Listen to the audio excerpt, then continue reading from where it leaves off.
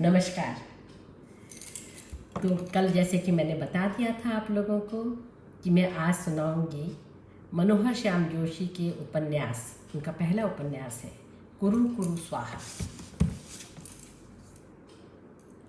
इसके कुछ हिस्से आप लोगों को मैं बताऊं कि ये उपन्यास छपा था, पहला संस्करण था 1980 में ये उपन्यास छपा था। इसकी कहानी 1962-63 से ले चलती है, ज़्यादा कहानी वहाँ पर है, और अंत में 1977-78 को वो करते हुए वो फिर इस कहानी को ख़त्म करते हैं। और बहुत ही अजीब सी, जिसको हम कहेंगे कि कहानी है या क्या है, अजीब सी चीज़ें। नमस्ते हरप्रीत, कहानी है ये। और हम सब जानते हैं कि 9 अगस्त को मनोहर श्याम जोशी का जन्मदिन है। कल 9 अगस्त 1933 को जन्मे थे। लखनऊ यूनिवर्सिटी से उन्होंने साइंस में जब स्नातक किया, बीए किया, और उन्हें कल के वैज्ञानिक उपाधि भी मिली, लेकिन उन्होंने तय किया कि वो लिखेंगे। तो संपादन किया, हिंदुस्तान के संपादक बहुत समय तक रहे, बहुत जगहों पर काम किया उन्होंने, और उनके अनेक उपन्यास हैं, जैसे कि कुरु कुरु स्वाहा, कसब, हरिया, हरक्यूलिस की हैरानी, हमजाद।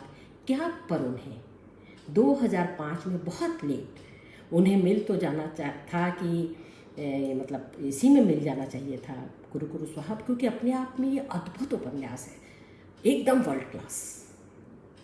और इसी पर उन्हें साहित्य अकादमी और दीगर पुरस्कार मिलने चाहिए थे, लेकिन जैसा कि होता है कि अमूमन किन्हीं न किन्हीं कारणों से ये सब चीज़ें छूटती चली जाती हैं, और बाद में लगता है कि अरे देर हो गई। तो जो भी उपन्यास है, जो भी चीज़ मिल जाती है, उस पर मिल जाता है। क्या अच्छा उपन्यास है।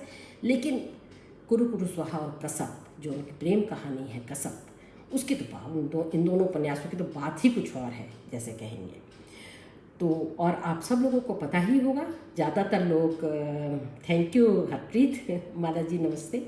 ज़्यादातर लोग मनोहर श्याम जोशी को पहले सोप ओपेरा, भारत के दूरदर्शन के पहले सोप ओपेरा हम लोग के मार्फत भी जानते हैं। हम लोग, बुनियाद, फिर उसके बाद मुंगेरी लाल की हसीन सपने, कक्का जी कहन, हमराही, जमीन आसमान, अप्पू राजा जो फिल्म थी उसकी स्क्रिप्ट भी इन्होंने की थी, बहुत अच्छी लगी थी मुझे अप्पू राजा फिल्म।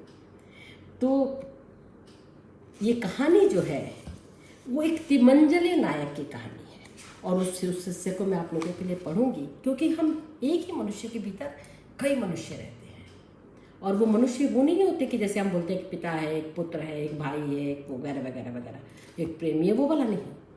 एक ही मनुष्य में एक बच्चा रहता है, एक वो स्वप्नजीवी रहता है जो मनुष्य चाहता है कि वो बने, कुछ करे, कुछ ऐसा कर दिखाए जिसको कि इन्हीं के शब्दों में कहें कि एक ठो वेस्टलैंड और एक ठो वॉर एंड पीस लिख दिया जाए। शिखा जी नमस्कार, आपके प्रिय लेखक है। वाह क्या बात हुई, मेरे भी प्रिय लेखकों में से एक।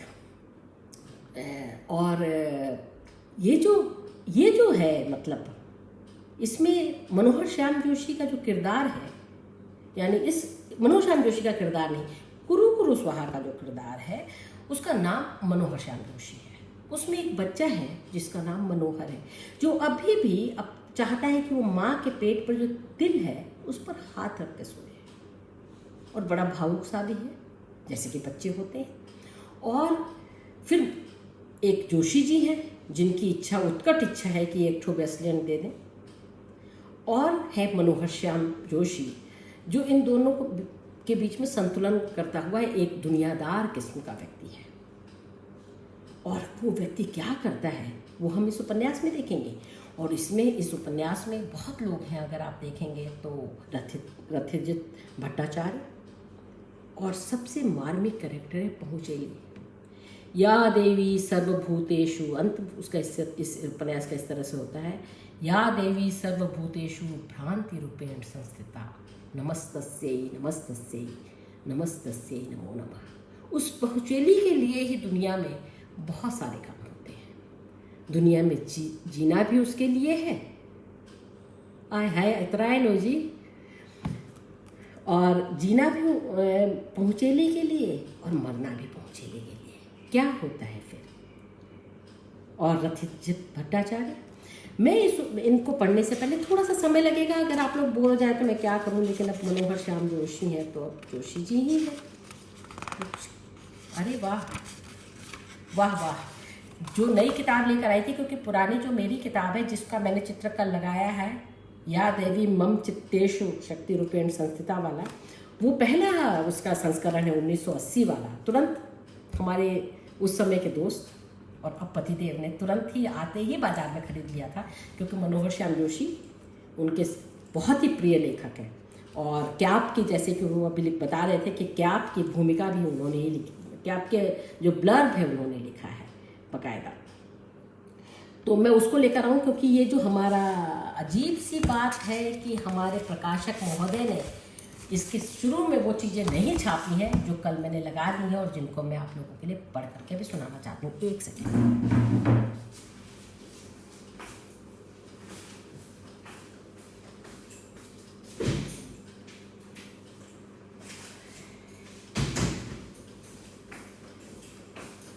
मैं अपने इस लाइव के माध्यम से राजकमल प्रकाशन को ये बताना चाहती हूँ कि ये जो तीसरा आवृत्ति, दूसरे संस्करण की तीसरी आवृत्ति जो 2014 में छपी है, इसमें पहले के आरंभिक 3 बहुत ही महत्वपूर्ण पृष्ठ नहीं हैं, और उससे समझ में आता है कि हम लोग प्रकाशन कितने अगंभीर भाव से करते हैं।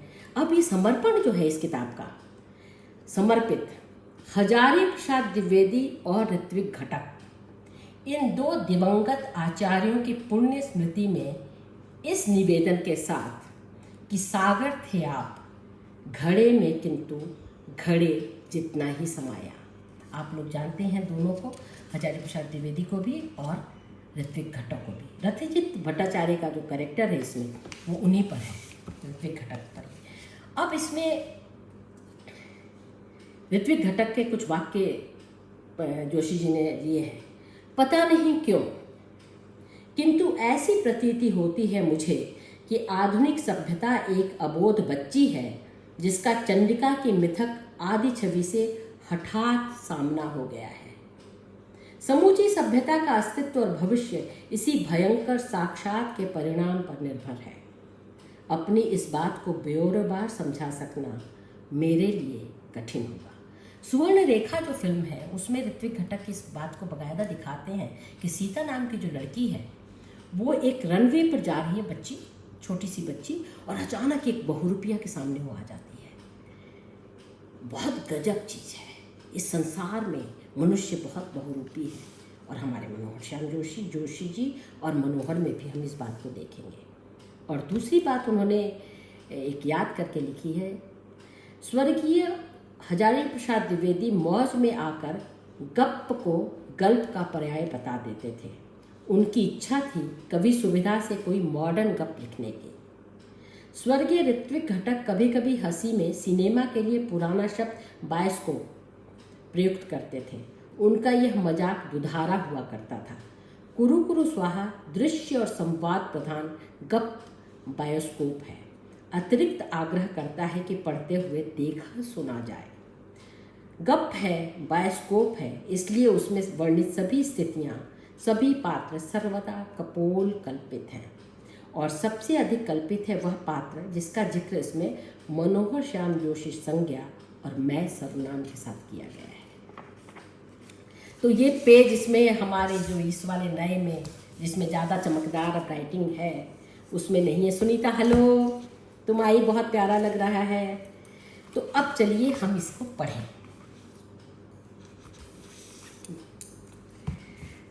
हाँ, जहाँ तक, अब सुनिए, शुरू हो गई पहुँचेली पहले ही वाक्य में। जहाँ तक एक झलक देखी हुई उस पहुँचेली चीज़ का सवाल था, मैं उसके बारे में कुछ भी सोचना नहीं चाहता था। वह अपने लिए आउट ऑफ कोर्स थी। Out of course theory Habibullah hostel Lucknow university में सन 1949 में बन्ने मियाँ ने प्रतिपादित की थी। इसमें कहा गया है कि जो तालबे इल्म इम्तहान ज़िंदगी में कोर्स और कोर्स में भी महज इम्पॉर्टेंट का घोटा लगाते हैं, वही अव्वल दर्जे में पास होते हैं। बन्ने मियाँ ने इस थ्योरी को इश्किया मामलों पर भी लागू किया था और बताया था कि उन्हीं जवां मर्दों के बिस्तर गर्म हो पाते हैं जो सबसे पहले यह देखते हैं कौन लुगाई मुकद्दर बनाने वालों ने अपने सिलेबस में रखी है और कौन नहीं। आउट ऑफ कोर्स लुगाई को पढ़ने में वक्त जाया होता है, नींद हराम होती है, सेहत खराब होती है, पैसा बर्बाद होता है और सारी दौड़ धूप के बाद हाथ वही लगता है। समझे ना? तो साहब, मैं इस पहुँचेली चीज़ के बारे में कुछ भी सोचना नहीं चाहता था, और ख़ासकर उस नाजुक मौके पर जबकि राष्ट्र से मुझे कई ज़रूरी बातें करनी थी। सरकारी भूतों पर अस्त्रों के लिए आभूषण दो, ये चीन वॉर के बाद की बात है। अस्त्रों के लिए आभूषण दो उर्फ गोल्ड फॉर गन्स, और आवाज़ तो हम एक हैं उर्फ द कॉल फॉर यूनिटी। लेकिन अब कैसे तो कहूँ आपसे, वैसे आप तो अपने फ्रेंड हैं ना, कह देने में शर्म भी क्यों करो। मैं साहब, मैं नहीं हूँ। इस काया में जिसे मनोहर श्याम जोशी, बल्द प्रेम वल्लभ जोशी, महरूम मौजा गली अल्मोड़ा, हाल मुकाम दिल्ली कहा जाता है, दो और जमूरे घुसे हुए हैं। एक है जोशी जी, लेखक है, समझे ना, इडियट टाइप। मैं तो साहब रोजी रोटी के लिए अनुवाद करता हूँ कभी कभी। जोशी जी इंडियन अला और इंडियन फला बन जाने के चक्कर में सतत अनुवादक है। बहुत प्रेम पूर्वक घोटा लगाते हैं पश्चिमी साहित्य का अंग्रेजी में, और फिर हिंदी में लिखते हैं कुछ न कुछ अपने आराध्य ओरिजिनल अला या फला के स्टाइल में, कि कोई फिर इनका अंग्रेजी में अनुवाद कर दे और ओरिजिनल अला फला से दाद दिलाए उन्हें। जरा व्यंग्य पढ़ देख सुनते रहिएगा अच्छे से। रजत जी नमस्कार। दिक्कत यह है कि पढ़ कर इनके लिए साहित्य का ससुरा जीवन तक मौलिक नहीं रह गया। जब देखो गुरु यही कहते हैं कि संदर्भ यह पुस्तक, संदर्भ वह नाटक, संदर्भ वह फिल्म। गोया किताबें इनके लिए जिंदगी हो गई है और जिंदगी ससुरी इनकी किताब हो गई है। अब आप देखिए, मामूली समझदारी की बात है कि अगर लुगाई आपके सामने है, आपको उसे पटाना है, तो इस सिलसिले में कहना है कुछ तो कहिए और छुट्टी कीजिए। चाहे महमूदाबाद हॉस्टल के राजा भैया वाली शैली में सीधे ही पूछ लीजिए, सिस्टर चालू हो कि नहीं। संबोधन का औचित्य यह कि यदि न हो तो अपन राखी बंधवाने को तैयार है। चाहे मेस्टन हॉस्टल में के वसंत तिवारी की तरह डायलॉग मार जाइए कि आप हमें इतना इतना क्यों सता रहे हैं। चलिए, यह सब भी आपको नापसंद हो तो आधुनिक साहित्य ही बोल दीजिए कि तुम्हारे बिना अधूरा हूं मैं। लेकिन अपने जोशी जी का यह कि पहले समझेंगे बताएंगे फला उपन्यास या फला सिनेमा के फला सिचुएशन में बढ़ चो। ऐसा इन सिचुएशनों में गोया ये कहा जा चुका है ऑलरेडी, और जोशी जी को कुछ अनोखा कहना है। समझे ना साहब, यूनिक, ताकि भले ही यह साली सिचुएशन इस सृष्टि में 3 अरब 33 करोड़ 33 लाख 3,333वीं बार रिपीट हो रही हो, इनका अनुभव समझे ना यूनिक हो। इस जमाने में जोशी जी की एक ही मुख्तसर सी ख्वाहिश हुआ करती थी साहब की हिंदी को गद्य में 1 ठो वार एंड पीस और पद्य में 1 ठो वेस्लियन दे जाए। उन्हें बहुत अफसोस हुआ करता था कि उनके साथी साहित्यिक वे प्रयागवासी हो या प्रागवासी अपनी आकांक्षा के आकाश को लॉरेंस ड्यूरेल के गद्य और रिल्के के पद्य से ऊपर उठा ही नहीं पाए। जब मैंने बम्बई में डॉक्यूमेंट्री बनाने के सरकारी महकमे में नियुक्त होने के बाद फिल्मी दुनिया में घुस जाने का चक्कर चलाया, तब जोशी जी ने एक अदद और आकांक्षा पाल ली, स्वीट डिकेडेंस उर्फ मीठी सड़ांध की फिल्म बनाने की। समझे ना, वही कि कुछ अमीर किस्म के लोग लुगाई 1-2 एकम एक वाले घटिया से चक्कर चला रहे हैं आपस में। किस्सा होता है यह कि जोशी जी को जो पढ़े मेरे साथ वही गोबर मिट्टी स्कूल अजमेर और लखनऊ यूनिवर्सिटी में हैं, लेकिन जिन्हें खुशफहमी है कि सोरबॉन से स्नातकोत्तर शिक्षा पाए हुए हैं, इस एक अदद जनाना की एक झलक में 2 संभावनाएं उन्हें दिखाई दी। पहली यह कि पहुँचेली पतुरिया एक अदद पात्रा है, एक अदद वॉर एंड पीस लिखने वाले पहुँचेले उपन्यासकार की तलाश में। दूसरा यह कि उपरोक्त पतुरिया मीठी सड़ांध वाली फिल्म की मिठास भी हो सकती है। यह हुए जोशी जी, इस 3 बेड डॉर्मेट्री में मेरे पहले साथी। दूसरे हैं मनोहर। जोशी जी वाली भाषा में यह मनोहर इन्फेंटाइल है, समझे ना। पूरे पौने 5 साल तक अपनी माँ का दूध पीते रहे साहब। अप्रत्याशित रूप से एक छोटी बहन के आ जाने पर जब इन्हें बुबुआ छोड़ना पड़ा, तब माँ के पेट के एक तिल पर उंगली रखकर ही सुख सपनों में को प्राप्त हो सके। परिचय के लिए मेरे ख्याल से यही तथ्य पर्याप्त होगा। इतना और कह दूं, कर्मकांडियों के परिवार में जन्म लेने के कारण इन्हें खुशफहमी यह रही है कि नैमिषारण्य के स्नातक हैं। बचपन में ही अनाथ हो जाने के बाद इनका गोया ऋषि मुनियों ने ही लालन पालन किया। एक आंगिरस हैं साहब, गोत्र के आदि पुरुष, उनकी इन पर कुछ खास ही अनुकंपा रही। तो दीर्घायु भूयात मनोहर को यह पतुरिया अतीव सुमनोहरा प्रतीत हुई साहब। संसार की सुंदरतम स्त्री, सुंदरतम वह थी, इसमें शको शुबहा की कतई गुंजाइश नहीं। आपने भी देखा होता तो सहमत होते कि चीज़ निहायत पटाखा थी। लेकिन जिस ससुरे को थौ भी न मिल रहे हों माहवार, उसके लिए आनन फानन थौ खड़े कर लेने वाली यह औरत आउट ऑफ कोर्स ही मानी जा सकती थी, क्योंकि पतुरिया की कीमत थी 1000 रुपया। 5 स्टार होटल में जाना और खाना पीना, और 3 घंटे बाद वहाँ से छूट। अब मैं उसका वो वाला हिस्सा पढ़ूंगी जो अंत से पहले का हिस्सा। यह सचमुच में अंत तो यही है, बाद में तो उपसंहार है, और इसका शीर्षक है इड़ा पिंगला कुंबाएं सादर करीत आहे। छुट्टी का दिन था। सवेरे जमकर व्यायाम किया, अपनी हाफ ट्रे पी और उसके बाद बुजुर्गवार तिरखा के साथ एक छोटा चलाया। मिस्टर तिरखा, जिन्होंने स्वयं कभी शराब नहीं पी, जानते थे मिस्टर जोशी कभी कभी पीते हैं, इसलिए अपनी हाफ ट्रे में से चाय देते समय वह सुरापान की ही शब्दावली का इस्तेमाल करते थे, और छोटा का मतलब होता था मिल्क पॉट में चाय। छोटा चलाने के बाद मैं बड़ी हाजिरी देने जा रहा था कि फोन आया। उसी पहुंचेरी का फोन। कह रही थी, मैं आज बंबई छोड़ रही हूँ, तुम रात ठीक 9 बजे मुझे बीटी स्टेशन के बाहर मिलना। पैसों वैसों की चिंता न करना, ज़रूरत भर का सामान ले आना, बस ठीक 9 बजे, देर हरगिज न करना। 1 सेकंड में इस किताब को बंद कर रही हूँ। इस समय इसमें कुछ प्रूफ की गलतियाँ मुझे दिख गई हैं, और मैं अपनी पुराने वाली किताब में ही वापस लौट रही हूँ। माफ़ करें आप लोग, लेकिन चारा नहीं है कुछ भी इसके अलावा।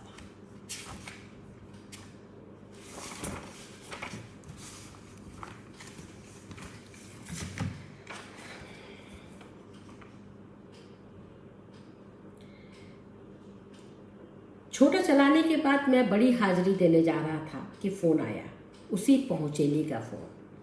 वह कह रही थी, मैं आज बंबई छोड़ रही हूँ, तुम रात ठीक 9 बजे मुझे वीटी स्टेशन के घड़ियाल के नीचे मिलना। पैसों वैसों की चिंता न करना, ज़रूरत भर का सामान ले आना, बस ठीक 9 बजे, देर हरगिज न करना। मैंने उससे जानना चाहा कि किस गाड़ी से जाना है, कहाँ जाना है। जवाब में यह कहकर उसने फ़ोन काट दिया, ये ब्यूरो की बातें हैं, बाद की बातें हैं। तुम तो यही तय कर लो कि मेरे साथ आना चाहते हो कि नहीं।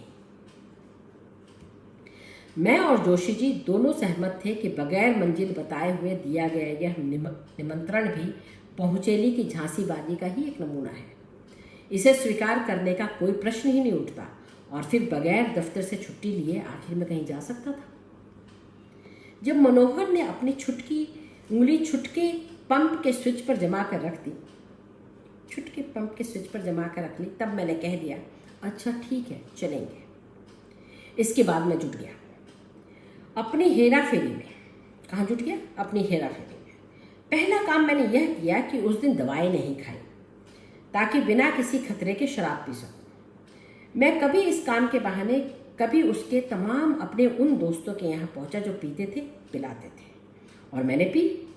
फिर शाम के कोई 4 बजे, जबकि कायदे से मुझे गेस्ट हाउस लौटना चाहिए था सामान वामान बांधने के लिए, मिस्टर तिरखा और मिस्टर तलाटी को समझाने के लिए कि मुझे दिल्ली जाना पड़ रहा है, बहन के यहाँ भी कुछ ऐसा ही बहाना बना आने के लिए, और जीजा जी को छुट्टी की दरखास्त दे आने के लिए कि कल उसे दफ्तर पहुँचा दें, मैंने खुद एक अद्धा खरीदा और अंधेरी ईस्ट चला गया, विमल दत्त के यहाँ।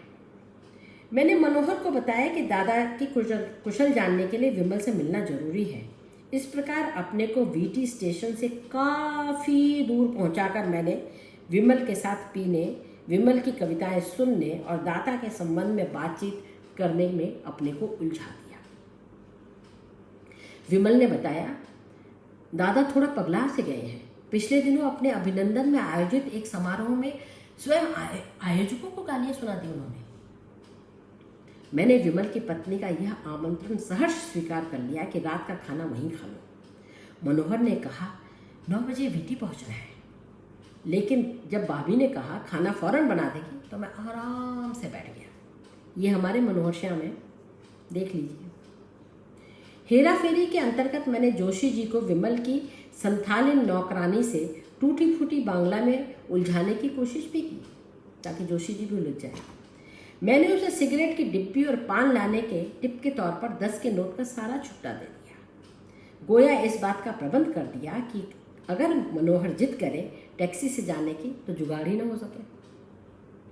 संक्षेप में यह कि बगैर कोई सामान लिए, बगैर किसी को सूचना दिए, किसी तरह हांफता दौड़ता मनोहर जब पहुंचा वीटी घड़ियाल के नीचे तो उसकी सुइयां बता रही थी 9:07 हो चुके हैं।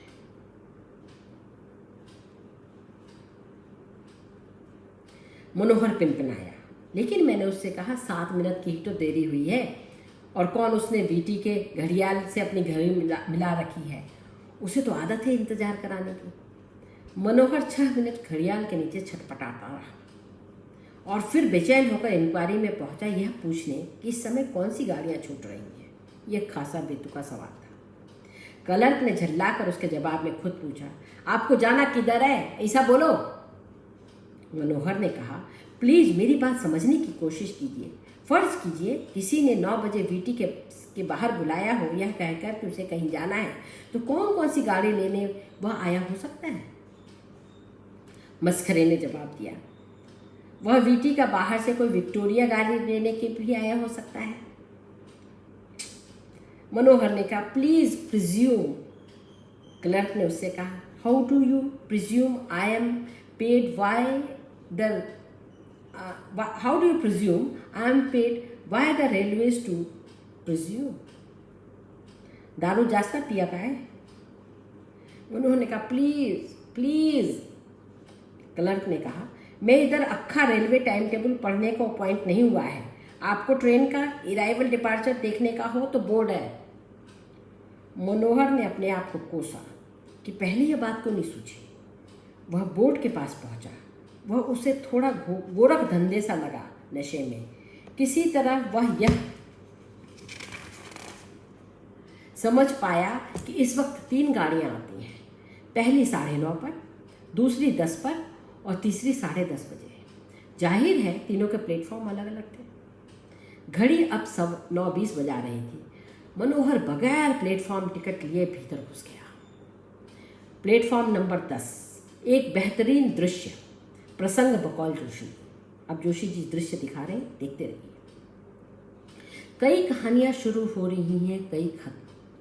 कहानियों की भीड़ से भरा प्लेटफॉर्म और उस प्लेटफॉर्म पर एक बदहवास व्यक्ति। अन्य तमाम कहानियों को ठेलता ढकेलता, अन्य तमाम कहानियों द्वारा ठेला और धकेला जाता, अपनी एक ऐसी कहानियों की ओर से अन्य तमाम कहानियों से क्षमा मांगता जो पता नहीं शुरू हो रही थी कि ख़त्म हो रही थी, कि बीच में ही इस खूबसूरत किंतु खतरनाक मोड़ पर किसी तेज रफ्तार गाड़ी की तरह उलट जाने वाली थी। कायर, मनोहर मुझसे कह रहा था। कायर, मनोहर जोशी जी से कह रहा था, और कायर कायर के इस बोल पर द्रुत द्रुत द्रुततर लय में भागा जा रहा था गाड़ी के इस छोर से उस छोर तक खिड़कियों पर जड़े चेहरों, दरवाजों पर खड़े जिस्मों से मैं अपनी कोई कहानी जैसा भी कोई सुराग ढूंढता हुआ। दिक्कत तलब था यह शॉट।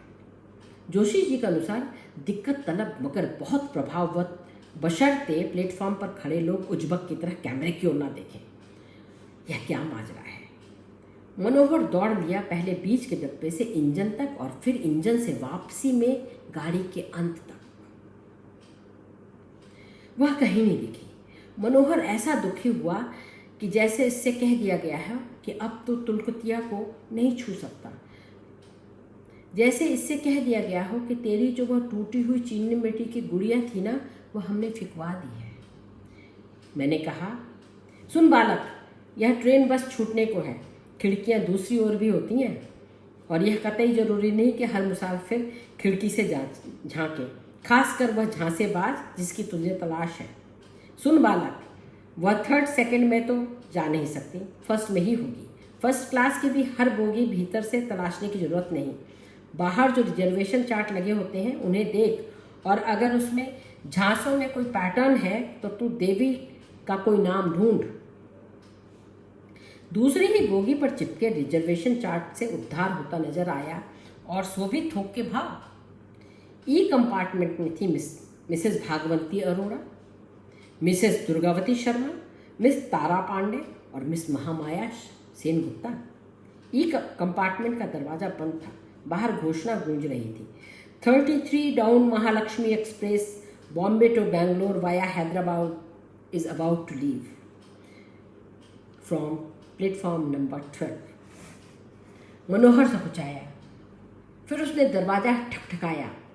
33 डाउन महालक्ष्मी एक्सप्रेस जो हैदराबाद से होते हुए बैंगलोर जाती है, 12 नंबर प्लेटफॉर्म से।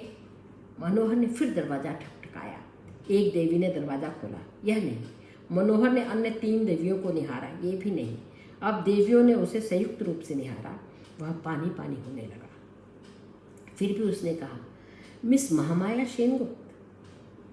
नितांत ही सहज और सदैव रूप से मोटी एक स्त्री ने, जो तकिए का सहारा लेकर अधलेटी थी, बैठते हुए पूछा, यस। मनोहर ने कहा, खोमा कोरेन आमी आमी।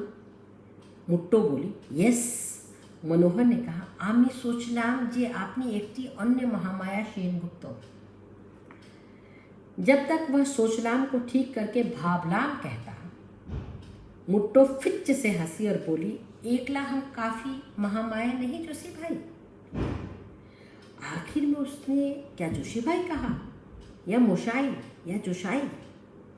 सोचने का वक्त नहीं था। ट्रेन चलने को थी। एक सज्जन विदा लेते देते दरवाजा पूरा घेरे हुए थे। उनसे जगह बनवाकर जब तक मनोहर उतरा, गाड़ी चल चुकी थी। कूदते हुए पुस्तकाएं बेचने वाले एक बालक से टकराया। उसे क्षमा मांगनी पड़ी। उसे उठाकर देनी पड़ी अंगड़ाती जवानियों की अनगिनत कहानियां। अब बंबई हावड़ा जनता। फर्स्ट क्लास में देवी के नामावली देखी भी तो देवी का रिजर्वेशन चार्ट में नहीं था। तो भी मनोहर ने एक एक बोगी देखी फर्स्ट क्लास की। 2 टियर 3 टियर के चार्ट देखते हुए उसने यह पाया कि अगर पार्वती के समझे जाने वाले नाम भी दुर्गा के नामों में शुमार कर लिए जाएं तो कायदे से किए जाने चाहिए, तो बड़ी लंबी सूची बनती है। और संयोग से वहाँ सभी नाम उसी सूची में से लिए गए थे। अम्बा पंत, गौरी सेन, काली बनर्जी, पार्वती भास्करन, दुर्गा चिटनीस, अपर्णा मुखोपाध्याय और न जाने क्या क्या। वैसे मैंने मनोहर को होशियारी सिखलाई। वह हर बोगी में एक सिरे से घुसकर दूसरे से उतरा और बर्थ सीट नंबर कुछ ऐसे गिनते देखते चला गया मानो अपनी जगह खोज रहा हो। इस क्रम में हर जनानी सूरत उसकी निगाह से गुजरी, मगर कहीं भी वह सूरत नहीं दिखाई दी जिसकी उसे तलाश थी। लेकिन पता नहीं क्यों उसे ऐसी प्रतीति हुई कि उनमें से हर एक उसकी ओर देख रही थी और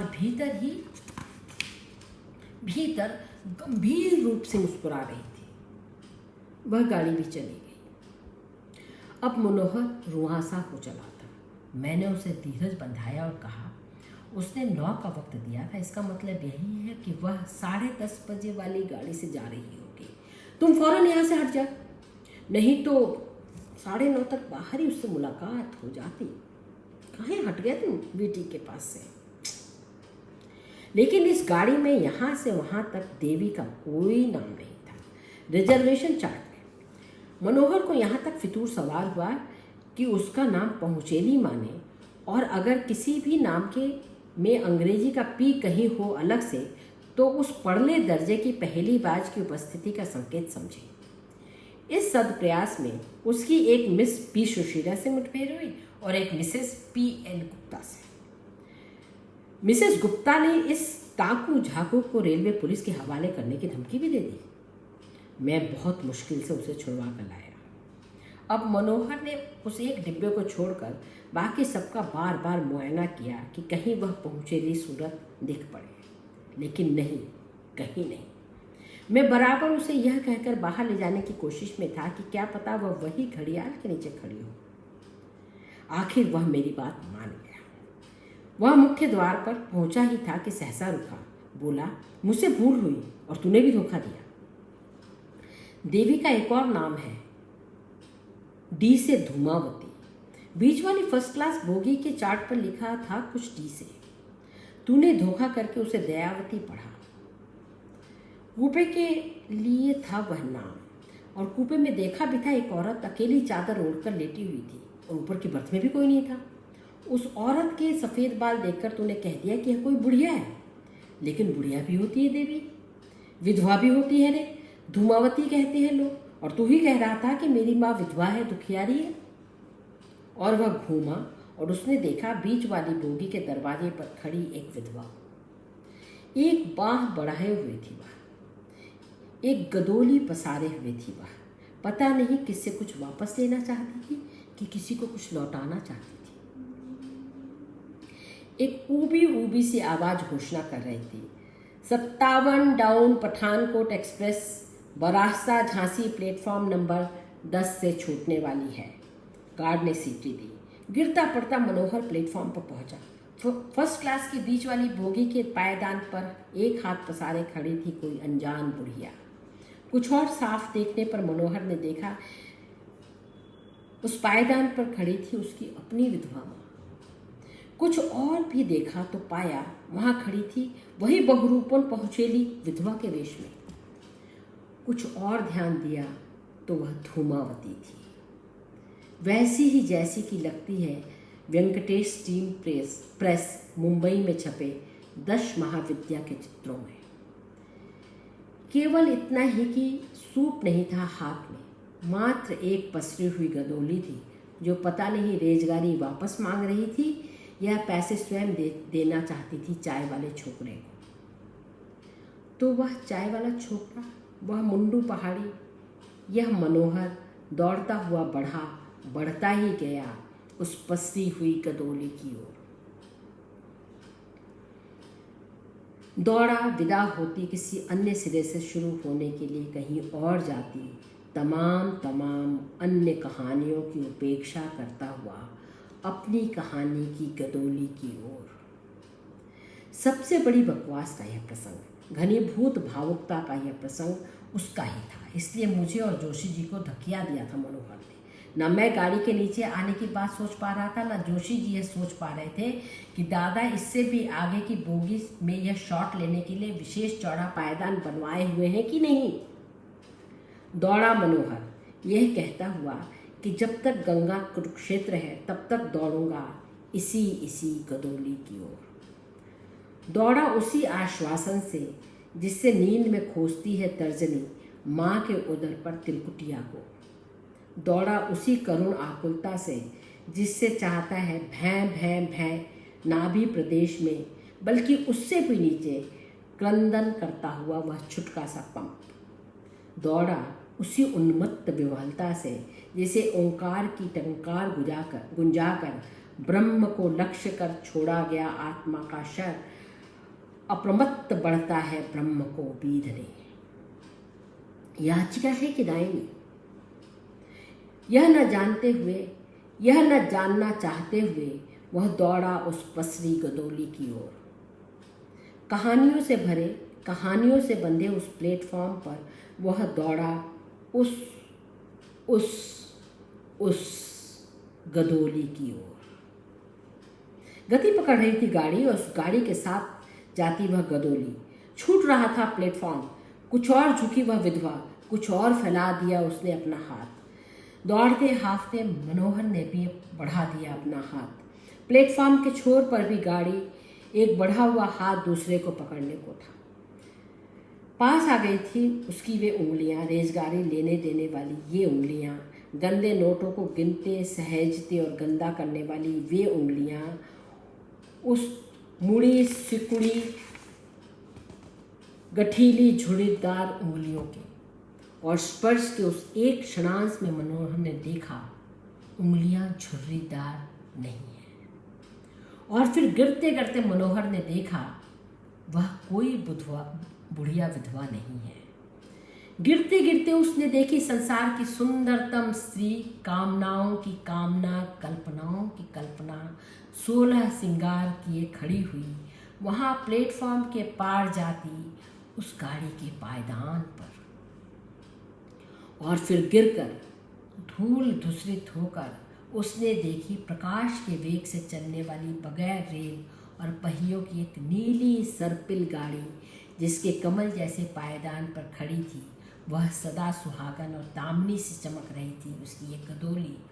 तर्जनी मुड़ी हुई, अनामिका झुकी हुई, शांत स्थिर थी वह गदोली, पसरी हुई नहीं थी जो यह संभ्रम हो कि यह याचिका है अथवा दायनी। कैसी भी किसी भी रेजगारी की खाली थी वह, किंतु उसका खालीपन उसका नहीं था।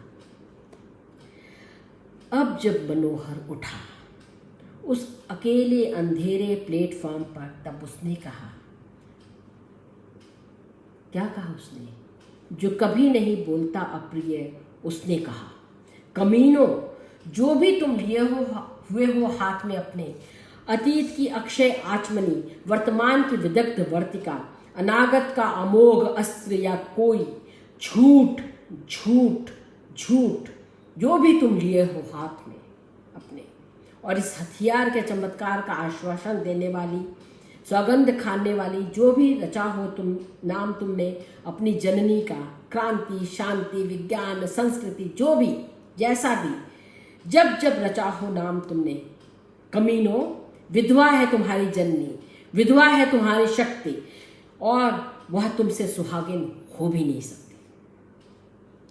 मैं उसे वैसे ही देखता सुनता रहा जैसे देखते सुनते हैं लोग नशे में बह के अपने स्वजनों को, संकोच, विस्मय, विमोह और भय से। जोशी जी दादा के साथ कैमरे के पीछे थे, अकेले प्लेटफॉर्म के अंधेरे में कोने पर चीखते मनोहर को अंकित कर रहे थे। दूरी से लिए गए एक ऑलमोस्ट सिलहुत शॉट में जरूरी थी वह दूरी मनोहर की विवहलता की व्यर्थता को दिखाने के लिए। जोशी जी चाहते थे संवाद पूरा करके मनोहर वहीं खड़ा रहे, वह उसके अंतिम शक्ति की अंतिम ध्वनि ई को खींच दे, खींच कर मिला दे वायलिनों के सामूहिक अवरोही स्वरों में। लेकिन मनोहर चला धीमे धीमे सिंह द्वार की ओर, और उसने साउंड ट्रैक पर सुना बेसुरा कीर्तन, ओम जय अम्बे गौरी, ओम जय क्रांति थ्योरी, और वह रोया। स्टेशन के द्वार पर ऊँघते चेकर ने उसे टोका, टिकट? मनोहर ने सिर हिलाकर टिकट न होने की सूचना दी। काइक नहीं? चेकर ने पूछा। मनोहर ने कंधे उचका दिए। किधर से आया? चेकर ने पूछा। मनोहर ने रेल की पटरियों को इशारा कर दिया। रोता काइक में? मनोहर चुप। तेरा खीसा पाकिट कट गया क्या? मनोहर ने सिर हिलाकर बताया। कोई मारा भी रात उड़े को? मनोहर ने फिर सिर हिलाया। तेरा कोई अपना आदमी बार गांव गया गाड़ी से? मनोहर ने फिर सिर हिलाया और चेकर ने टोपी उतारकर अपना सिर खुजलाया। फिर मौन आंसू बहाते इस विचित्र प्राणी को देखकर उसने एक लगभग असंभव सी कल्पना की। कोई मर गया काय? मनोहर ने इस बार सिर हिलाया। हाँ। किधर? कब? मनोहर ने पटरियों की ओर इशारा कर दिया। चेकर व्यग्र हुआ। उसने पूछा, गाड़ी के नीचे में आया का है, तू देखा? मनोहर ने फिर सिर हिलाकर हामी भरी। तेरा पहचान वाला होता? मनोहर ने फिर सिर हिलाकर हामी भरी। कौन होता वो? और पहली बार मनोहर ने मुंह खोला, मैं।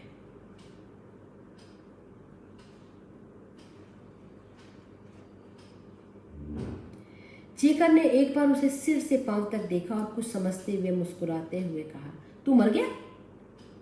मनोहर ने स्वीकृति से सिर हिलाया। टिकट चेकर ने कहा, बरोबर तू मर गया, और फिर उसकी बाह पकड़कर उसे दरवाजे के बाहर की ओर कहा, जा अभी अपना कब्र में जाकर सो जा। मनोहर अब स्टेशन के बाहर खड़ा हुआ था। जोशी जी को क्लोजिंग शॉट समझ में नहीं आ रहा था। दादा ने उनसे कहा, ऐसा करो, वो जो सामने ऊपर में लाइफ इंश्योरेंस वालों का विज्ञापन करता है, जगमग जगमग लाल पीला रोशनी में, तुम कट करके कैमरा उस पर ले जाओ। अच्छा, अभी तुम्हारा दर्शक का आंख ले जाओ विज्ञापन का उस नाना सा दिया और 2 हाथ पे अभी ले जाओ। वह जे उद्धरण दिया है योगक्षेम वहा में गीता से कि तुम्हारा लोग का योगक्षेम का रक्षा करेगा, अभिषेक LIC, वहीं ले जाओ। फिर पूरा विज्ञापन दिखाओ, होल्ड करो। इस प्लग का पैसा भी तो लेगा हम LIC से। फिर घुमा दो कैमरा, घुमाओ, फिरकी की माफी। पर्दे पर अब घूमता है शे विज्ञापन, इसका दिया, इसका उद्धरण, तेज।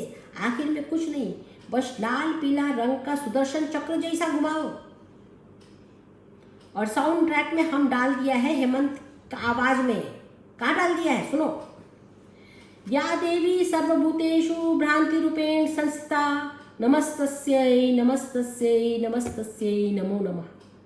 या देवी सर्वभूतेषु भ्रांति रूपेण संस्थिता, नमस्तस्यै नमो नमः। और जोशी, अभी ऑडियंस उठता है और शीट के नीचे से बादशाह का लंगोट ढूंढता है, तो वो भी ठीक, क्योंकि जोशी वो लंगोट वो भी असल चीज।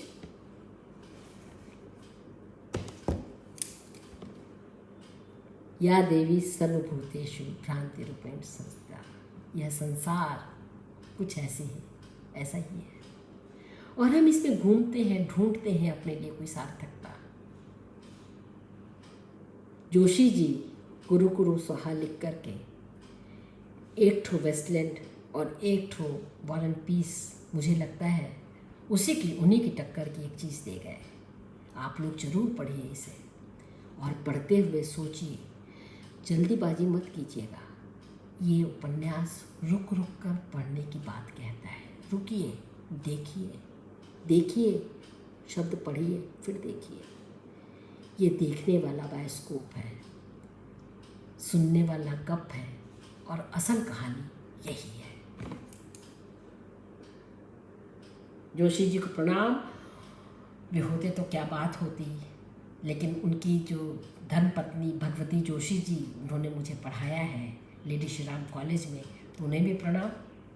वो सुन नहीं रही होंगी इस बात को, मैंने उन्हें बताया भी नहीं है, लेकिन फिर से मैं आप लोगों को बता दूं कि इसको मैं अपने कहूँ एक प्रसंग में, जो मेरा यूट्यूब चैनल है उसमें डालूंगी। आप प्लीज़ अपने दोस्तों से कहिए, वो 412 पर ही टिका हुआ है। सब्सक्राइबर नहीं बढ़ते तो मेरा दिल भी थोड़ा कमज़ोर होने लगता है। तो सब्सक्राइब करवाइए, सुनिए, और मुझे बताइए कि ये प्रस्तुति कैसी लगी।